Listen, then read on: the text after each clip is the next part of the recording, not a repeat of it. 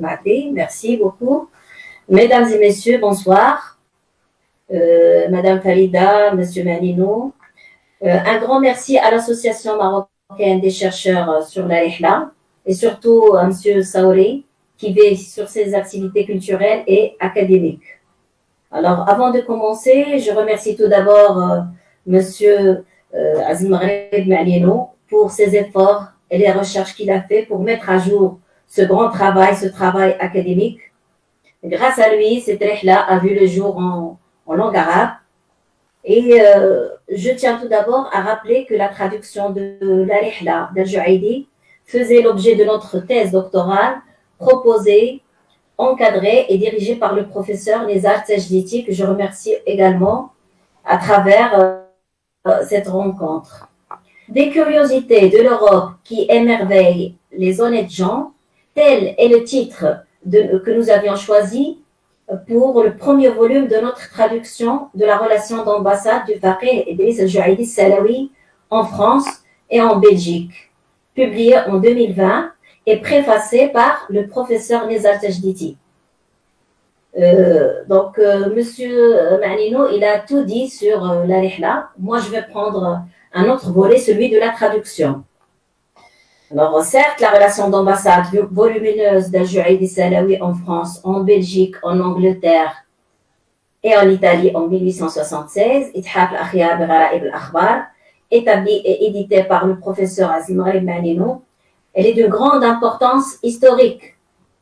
En effet, ce texte relate les multiples péripéties de l'ambassade marocaine extraordinaire dans les 4 pays européens visités. Comme cette relation appartient à un genre à la croisée des chemins avec tous les autres genres, sa traduction intégrale était problématique.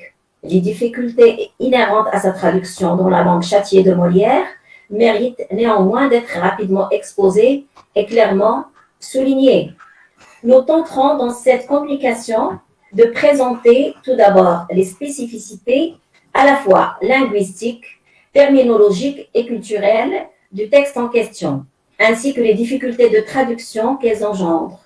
Ensuite, nous présenterons les procédés de notre traduction et les différentes théories préconisées pour la traduction de tels récits, donc principalement la théorie de sens.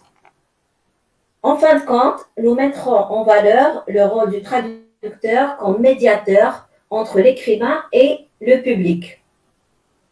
Bien que la relation d'ambassade d'Al-Juaidi était assez volumineuse, nous avions opté pendant notre thèse doctorale pour le choix d'en faire une traduction intégrale. Donc, nous avions publié dans un premier volume la partie consacrée aux visites des pays francophones. Quant à la suite de la relation en rapport avec la visite de l'Angleterre et de l'Italie, elle sera bientôt publiée dans un second volume. Bien évidemment, la traduction d'un texte non spécialisé pose de sérieux problèmes, surtout lorsqu'il s'agit de la traduction d'un genre pluridisciplinaire, telle la relation d'ambassade d'Al-Juaidi.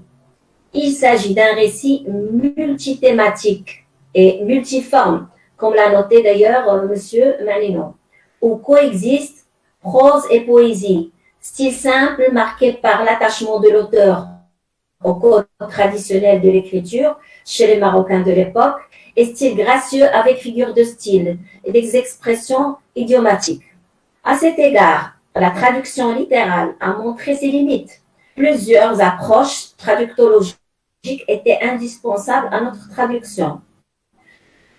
Cependant, il nous a fallu nous armer d'un outillage conceptuel, scientifique et efficace pour traduire la rihla d'Al-Juaidi. Nous nous sommes surtout inspirés de la théorie du sens, élaborée par Danica Seleskovic et Marianne Lederer à l'École supérieure d'interprétariat et de traduction de Paris. Alors maintenant, on va voir les spécificités linguistiques, terminologiques et culturelles de la relation d'ambassade d'Al-Juaidi. De prime abord, la relation de voyage de Idriss Al-Juaidi est écrite en arabe classique, adoptée par les écrivains marocains de l'époque. Tous les lettrés marocains, quel que soit leur rang administratif ou religieux dans le vieil État Marzen, qu'ils soient alim, talib, faqih, faisaient appel à cette tradition d'écriture.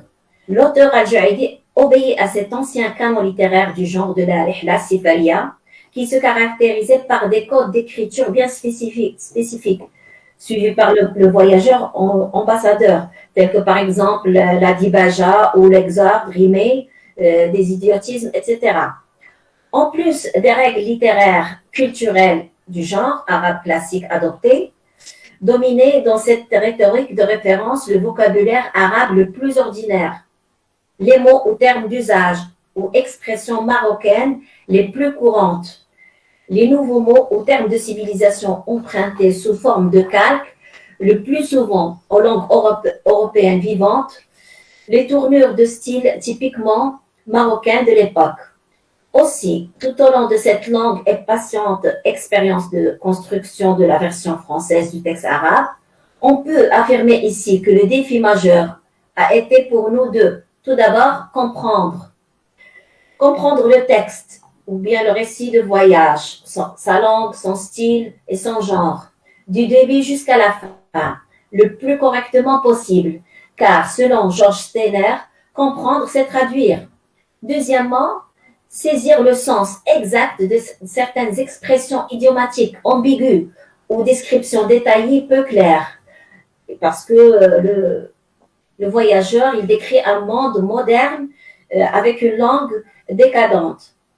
Troisièmement, cerner le vouloir dire de l'auteur marocain, qui, faut-il le rappeler encore une fois, appartient à la mentalité et à la génération culturelle du 19e siècle.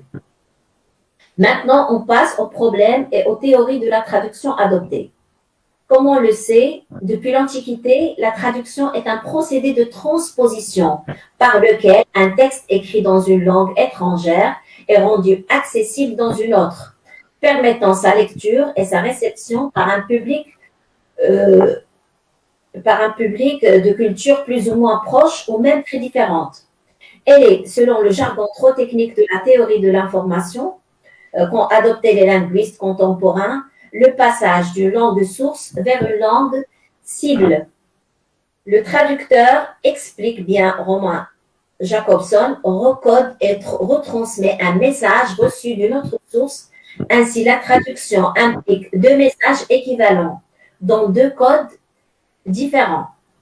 Il est évident, cependant, que ce passage étroit est fortement risqué, d'un côté comme de l'autre.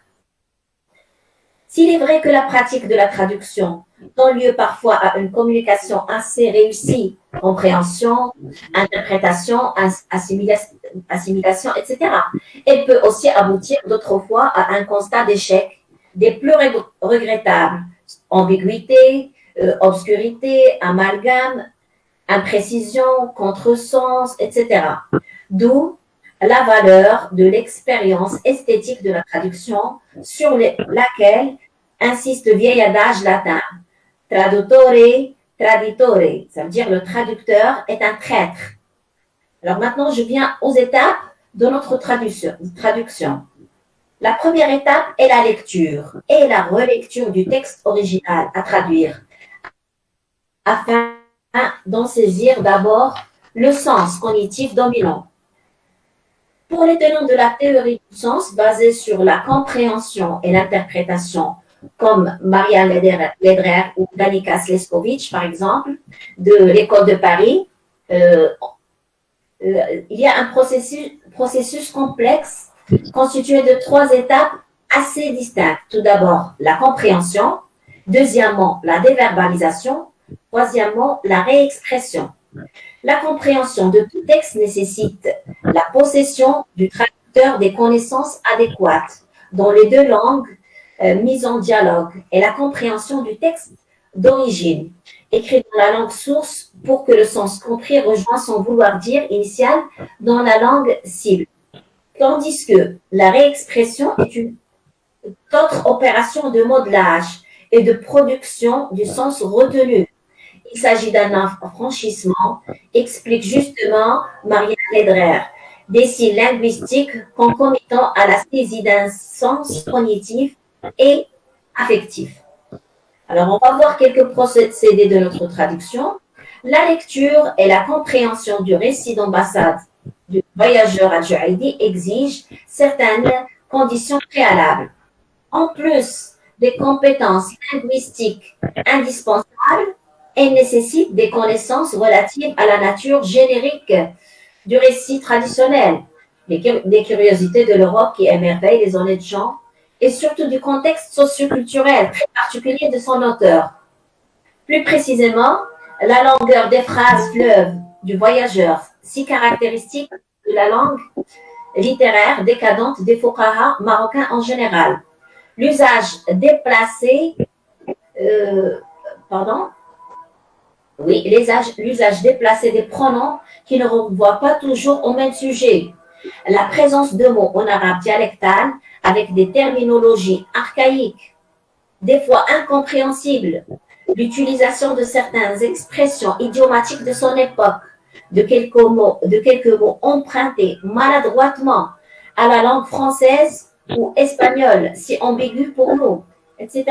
Tout cela rend difficile notre traduction, comme il rend difficile même la lecture du texte. La réexpression, la mise en discours, comme disent plus précisément les sémioticiens, n'était pas non plus aisée, en raison de la complexité syntaxique des langues phrases et des multiples difficultés rencontrées à la fois sur le plan terminologique ou idiomatique.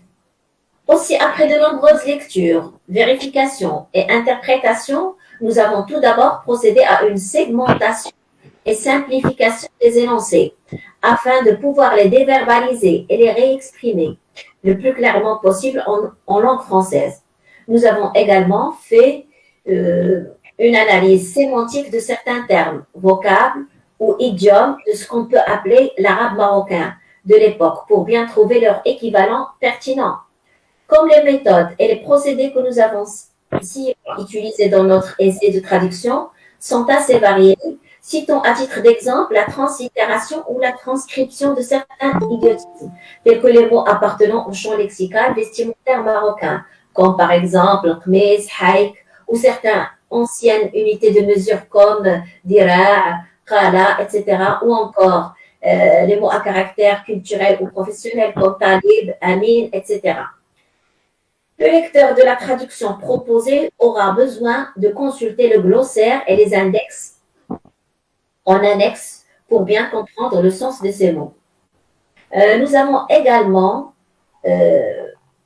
essayé de respecter les nombreux détails fournis par l'auteur, bien qu'il nous rajoute parfois rien au sens. Comme ils font tout de même partie du style de l'auteur, les supprimer serait donc une atteinte à sa forme d'écriture, son style de pensée qui reflète la culture traditionnelle de son milieu originaire et de son époque historique. Mais quand certains détails ou répétitions n'ajoutent rien au sens, nous avions fait le choix de les éliminer. Enrique Diez-Canedo avoue que traduire, c'est toujours sacrifier, mais il rajoute qu'il ne faut rien sacrifier d'essentiel. Dans la plupart des cas, nous avons eu recours à la transposition pure en essayant de rendre une partie du discours de la langue source par une partie du discours de la langue cible, sans perte ni gain sémantique. Dans d'autres cas, la modulation s'impose car elle implique un changement de point de vue et permet d'éviter l'emploi d'un mot ou d'une expression qui ne correspond pas à la langue d'arrivée. C'est aussi un moyen pour passer de l'abstrait au concret, de la partie au tout et de l'affirmation à la négation. La périphrase est aussi l'un des procédés de traduction utilisés lorsque le traducteur ne réussit pas à trouver un bon équivalent à un mot du texte source. Il le remplace alors par un groupe de mots ou une expression dans le texte d'arrivée.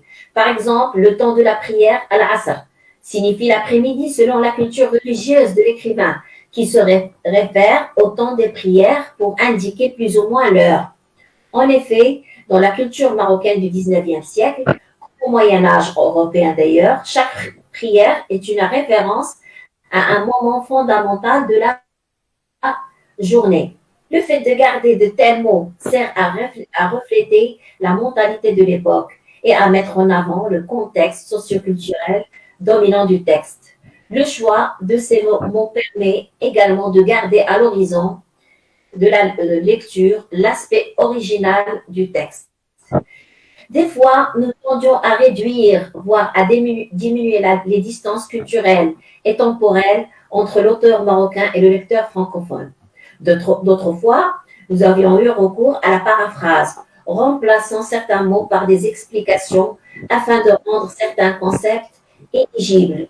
D'autres fois encore, nous avions changé certaines expressions de la langue source par d'autres appartenant à la langue cible pour la simple raison qu'il existe des expressions qui ne sont pas transposables, ni dans la langue source, ni dans la culture d'arrivée. En outre, dans le but d'obtenir un texte lisible, nous avons essayé de réexprimer en langue française la relation de voyage d'Al-Juaidi, bien sûr dans le respect fondamental des intentions de l'auteur, de son style particulier, de sa logique propre, de sa culture ancestrale et de sa génération. Nous n'avons pas cherché à être absolument fidèles à la structure syntaxique arabe, ni au sens littéral des termes. Dans ce cadre, les transformations syntaxiques s'imposent et le recours à des transpositions grammaticales concernant un mot ou un groupe de mots s'avère absolument nécessaire pour une nouvelle reconstruction des phrases suivant les normes de la langue cible.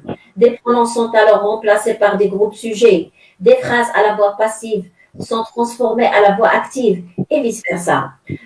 La traduction ne peut donc se faire par pur calque sémantique ou syntaxique. Parfois, nous avions recouru en traduction au procédé d'explicitation afin de rajouter des éléments sous-entendus et de préciser ce qui était implicite.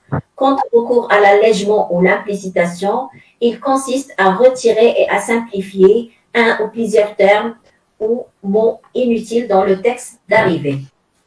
Par ailleurs, pour la traduction des poèmes que comporte le texte, la forme de l'expression l'emporte sur la substance du contenu. Des fois, nous avons été contraints dans la traduction de renoncer au sens littéral pour sauver un effet de sonorité, une cadence ou une rime. Bref, les difficultés auxquelles se heurte le traducteur diffèrent selon le type, le genre et le style du texte à traduire. En effet, il y a différents types de textes littéraires ou culturels qui supposent une recherche terminologique propre au domaine de leur objet. Cependant, le récit d'Al-Juaidi est un texte bien particulier qui englobe plusieurs disciplines et centres d'intérêt de l'auteur.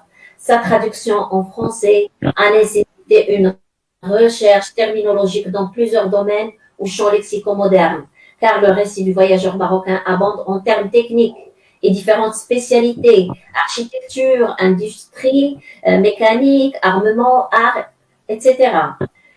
Tous les termes qui relèvent de ces champs techniques modernes ne sont pas toujours maîtrisés par l'écrivain en déplacement. Quand ce dernier vient de rentrer en contact avec un nouveau monde de la science et du progrès, il essaye de comprendre et de décrire coûte que coûte en se basant sur ses connaissances traditionnelles très modestes. Le voyageur ne dispose pas en arabe de terminologie adéquate pour exprimer, véhiculer et décrire correctement ce qu'il voit de ses propres yeux en Europe. C'est pour toutes ces raisons qu'il abuse de l'usage de l'arabe dialectal et des mots empruntés très maladroitement à l'espagnol ou au français. La recherche des équivalences appropriées à ces mots présente donc pour nous des difficultés supplémentaires, tant que les termes recherchés ne sont pas précis ou bien ne correspondent à aucun terme. Nous rejoignons ici l'avis de Maria Lederer lorsqu'elle souligne à forte raison que les problèmes de la traduction sont plutôt d'ordre culturel. Je cite, « Parmi les difficultés de la traduction les plus souvent mentionnées, on trouve les problèmes dits culturels. Les objets ou les notions appartenant exclusivement à une culture donnée ne possèdent pas de correspondance lexicale dans la civilisation d'accueil.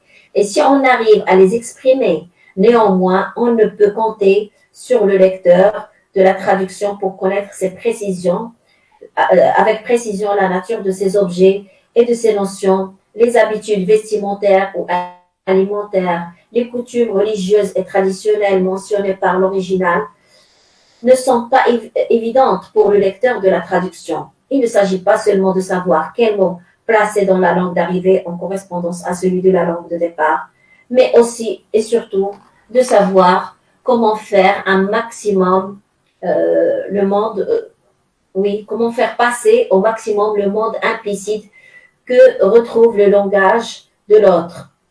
Fin de citation. Enfin, il y a un immense écart, presque un gouffre de plusieurs siècles entre la culture marocaine traditionnelle et décadente, à la fois du faqih et la culture absolument moderne, des Lumières et de l'univers européen enchanteur, passionnément approché et décrit d'un paragraphe à l'autre. L'ignorance fatale des langues vivantes des grands pays visités ajoute un autre obstacle de taille aux voyageurs qui transcrit à la hâte ce qu'il entend, plus ou moins, ou ce que le drogman juif ou syrien lui traduit directement dans sa propre langue. L'ignorance du lexique propre au monde de l'industrie moderne contraint l'auteur voyageur à employer parfois des barbarismes ou à omettre de décrire de temps à autre certains objets ou univers européens perçus. Je conclus. Alors, pour conclure, je dirais que la traduction est un travail aussi bien sur la culture et les idées que sur la langue, où le traducteur joue un rôle non négligeable dans le transfert des idées. Il joue le rôle indispensable de médiateur entre l'écrivain de la langue de source et le public de la langue cible. Cette médiation demeure une activité de déconstruction et de reconstruction du sens hautement délicate. Ce n'est donc pas à tort que Georges Mouna définit la traduction comme une opération relative dans son succès, variable dans les niveaux de la communication qu'elle atteint. Merci pour votre attention.